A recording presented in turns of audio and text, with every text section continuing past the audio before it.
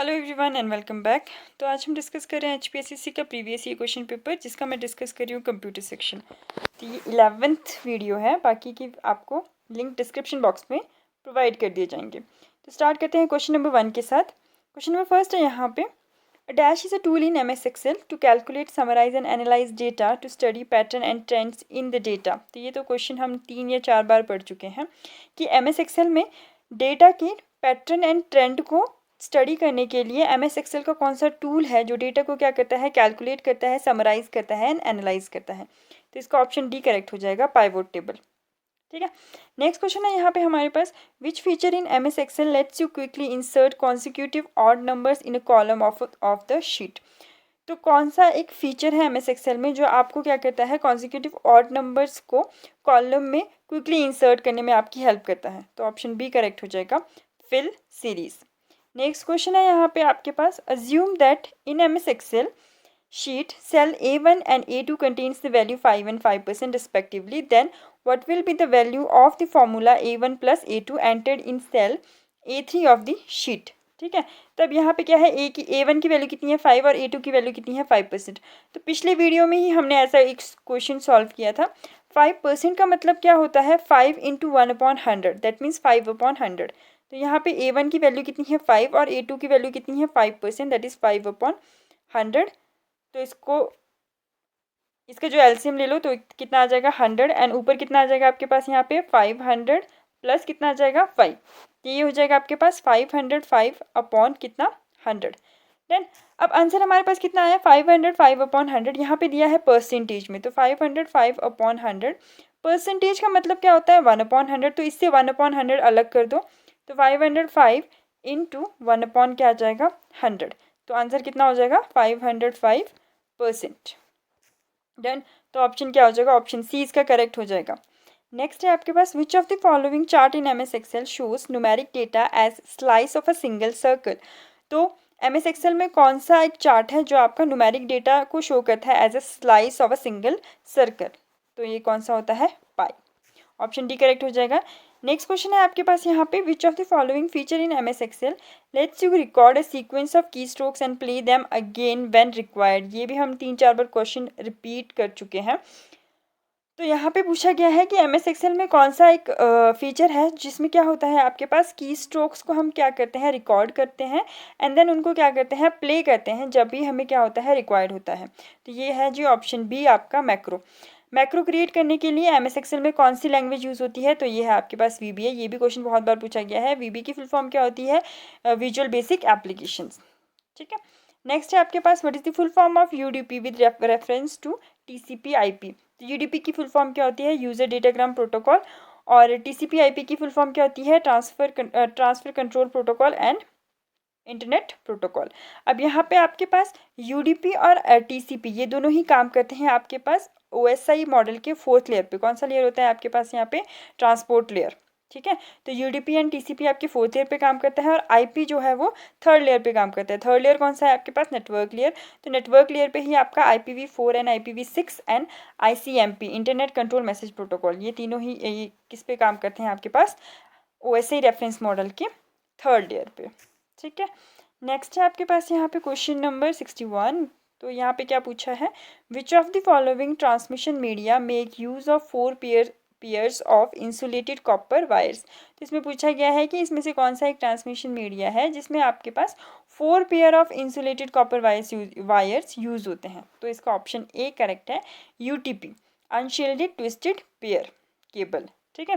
पिछले वीडियो में हमने एक क्वेश्चन पढ़ा था UTP से रिलेटेड कि UTP के वायरिंग में कौन सा एक कलर नहीं होता है। तो इसमें कौन से कलर होते हैं, वो कौन कौन से हैं, तो वो था आपके पास बार बार और गाओ। तो यहाँ था brown, blue, orange and green.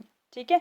ये तो कलर्स होते ही हैं, लेकिन इसमें टोटल कितने कलर्स होते हैं, 8 कलर्स होते हैं। बेसिक ये 4 कलर्स होते हैं।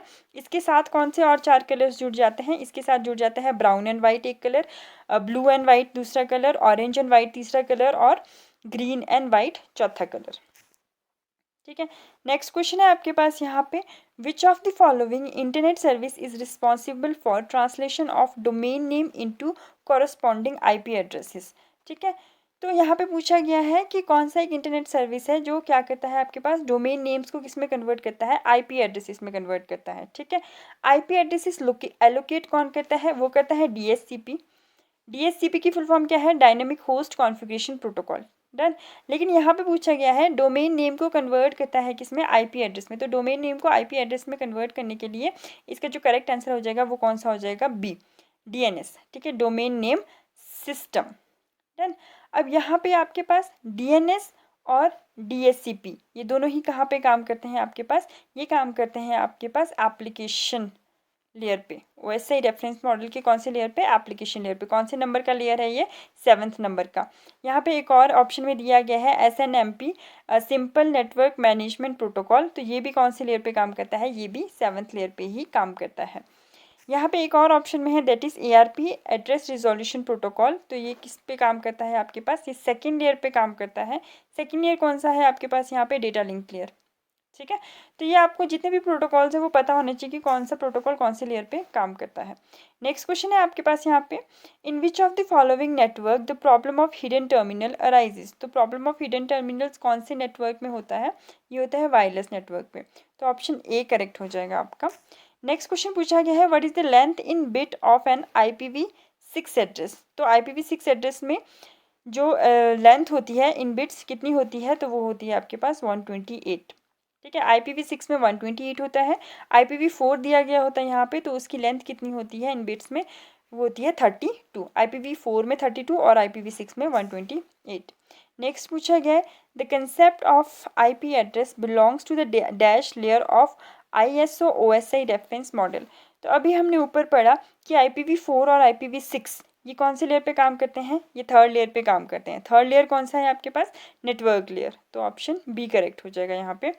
नेक्स्ट है आपके पास what is the recommend maximum length of UTP Cat6 cable, unshielded twisted pair Cat6 cable की मैक्सिमम लेंथ कितनी होती है, ये होती है आपके पास 100 m। ठीक है, 100 मीटर्स। तो ये कितनी रिकमेंड की जाती है, ये की जाती है 100 m।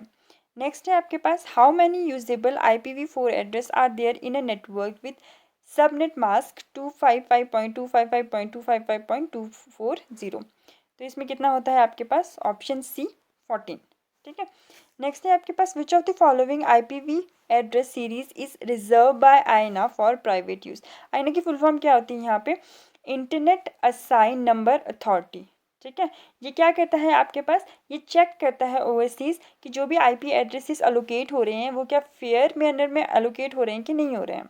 ठीक है, अब यहाँ पे पूछा गया है कि IPv4 एड्रेस सीरीज़ में आईना ने कौन से वाले एड्रेस सीरीज़ को क्या कर रखा है, प्राइवेट यूज़ के लिए रिजर्व कर रखा है। तो इसका ऑप्शन बी करेक्ट हो जाएगा, दैट इज़ 192.168.0.0/16। तो इसकी जो सीरीज़ है वो स्टार्ट होती है आपके पास 168.0.0 से लेकर 192.168.255.255। ठीक है, तो ये इसके बीच में जितने भी नंबर आते हैं, इसके बीच में जितने भी एड्रेसेस आते हैं वो किसके लिए रिजर्व है, प्राइवेट यूज़ के लिए।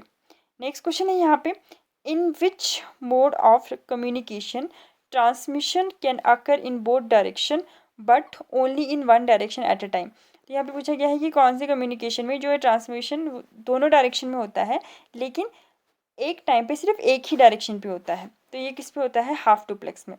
यहाँ पे आपके पास टाइप ऑफ कम्युनिकेशन मोड कौन कौन से होते हैं, तो पहला होता है सिंप्लेक्स। सिंप्लेक्स में क्या होता है, कोई दो आपके पास क्या है यहाँ पर कोई एक सेंडर है एक रिसीवर है। ठीक है, तो यहाँ पे क्या होता है जो डेटा पास होता है वो सिर्फ एक ही डायरेक्शन में होता है, मतलब यहाँ पे सिर्फ एक ही डायरेक्शन में पास होता है हो सकता है डेटा, ये इसको डेटा पास नहीं कर सकता है, ये सिर्फ ये वाला ही क्या करेगा, लेट्स से इसको A एंड B रख देते हैं। तो A B को डेटा पास नहीं कर सकता है, सिर्फ B ही A को डेटा पास कर सकता है। इसका एग्जाम्पल है कीबोर्ड एंड मॉनिटर। ठीक है, तो आप सिर्फ कीबोर्ड से ही टाइप कर सकते हैं और मॉनिटर को डेटा दे सकते हैं, मॉनिटर से कीबोर्ड पे डेटा नहीं जाता है। ठीक है, तो इसका ये किसका एग्जाम्पल है, सिंप्लेक्स का। नेक्स्ट आता है हाफ डुप्लेक्स का। हाफ डुप्लेक्स में क्या होता है, A B को डेटा सेंड कर सकता है और B भी A को डेटा सेंड कर सकता है, लेकिन एक टाइम पे सिर्फ एक ही करेगा। ठीक है, जैसे वॉकी टॉकी में होता है ना कि एक टाइम पे एक ही बोलेगा, फिर वो बोलता है ओवर एंड आउट, फिर उसके बाद जो है वो दूसरा बोलता है, फिर वो बोलता है ओवर एंड आउट। तो मतलब हाफ डुप्लेक्स में दोनों साइड से डेटा पास होता है लेकिन एक टाइम पे सिर्फ एक ही कर सकता है। एंड देन आता है थर्ड टाइप का आपके पास फुल डुप्लेक्स। फुल डुप्लेक्स में क्या होता है, ए बी को डेटा ट्रांसफ़र कर सकता है और बी ए को डेटा ट्रांसफ़र कर सकता है, और दोनों एक ही टाइम पे कर सकते हैं, कोई दिक्कत नहीं होती है यहाँ पे। ठीक है, नेक्स्ट क्वेश्चन है आपके पास यहाँ पे question number 70। GSM, UMTS and LTE are the types of, तो ये है जो ऑप्शन डी आपके पास, cellular technologies. Done. So that's all for today's video. मिलते हैं नेक्स्ट वीडियो में with more questions. Till then अगर आपको वीडियोस पसंद आ रही है तो प्लीज़ लाइक कर दीजिए, अपने फ्रेंड्स के साथ शेयर कर दीजिए और सब्सक्राइब करना बिल्कुल ना भूलें। Thank you for watching.